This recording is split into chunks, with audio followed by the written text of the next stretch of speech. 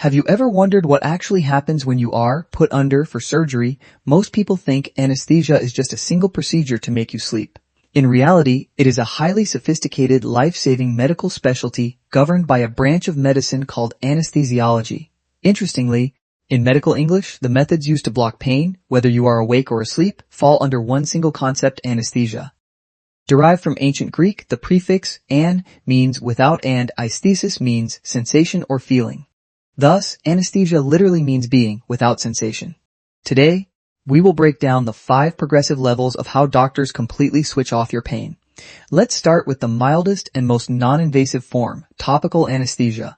This method targets only the superficial nerve endings located on the outermost layer of your tissue. For instance, if you suffer from canker sores or mouth ulcers, you might apply a numbing gel before eating. In dermatology and aesthetics, before undergoing procedures like laser therapy, microneedling, or mesotherapy, clinicians will apply a numbing spray or a topical numbing cream. Even in ophthalmology, before measuring your intraocular pressure, doctors will administer numbing eye drops directly onto the cornea. When a procedure demands a slightly higher intensity, doctors step up to local anesthesia.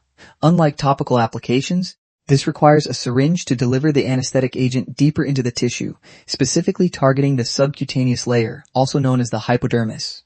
Clinically, topical and local anesthesia are often used as a powerful duo. Many patients note that while the surgical procedure itself is completely painless, the most uncomfortable part is the initial needle prick.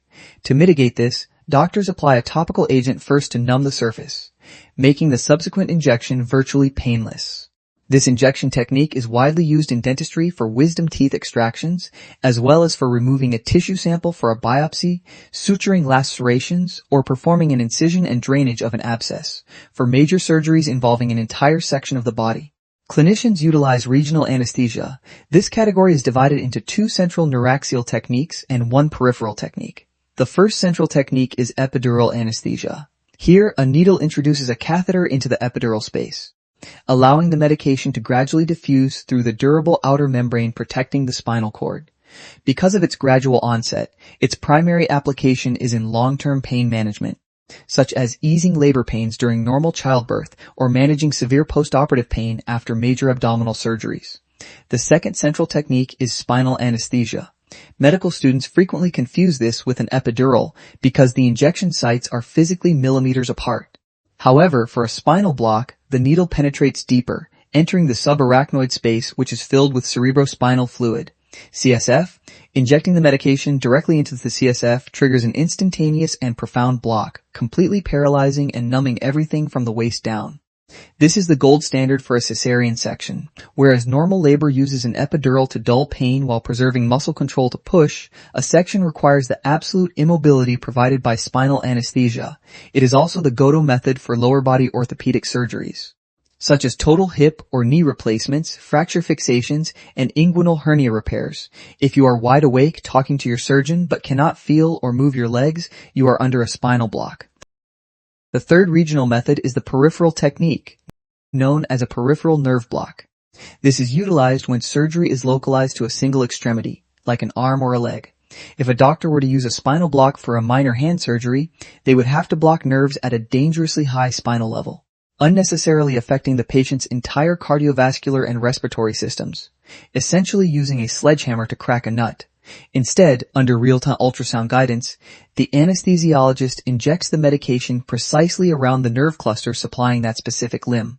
For hand surgeries, this typically involves blocking the brachial plexus. Other common sites include intercostal, femoral, or sciatic nerve blocks, mapped precisely to the surgical site. Moving away from localized numbing, we enter the realm of altered consciousness, widely known as sedation. This relies on intravenous IV anesthesia, where medications flow directly into your bloodstream to affect the central nervous system. Sedation exists on a spectrum of 3 distinct depths. The lightest level is minimal sedation. This state focuses almost entirely on reducing fear and anxiolysis. It is reserved for non-painful but highly anxiety-inducing procedures, such as undergoing an MRI for claustrophobic patients, cataract surgeries, or a bone marrow biopsy.